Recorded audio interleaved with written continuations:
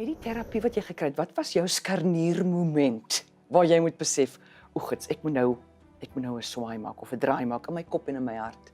Ek dink dit het my gehelp om myself te aanvaar, om my gevoelens te aanvaar, om te sê kyk, dit is nou wat dit is. Dit is dalk nie tot almal se voordeel nie, dis dalk nie wat my ma my geleer het, is mooi nie. So, okay, wat gaan ons nou daarmee doen?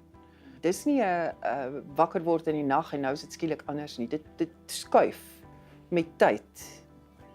Maar ek sal terapie vir elke mens daar buite aanbeveel, want Vaderland is net, ek meen, om 'n objektiewe klankbord te hê, wat nie seer kry nie, wat nie ontsteld raak oor wat jy sê nie, wat nie, vir wie jy nie jou woorde hoef te tel nie, dit is 'n ongelooflike luukse.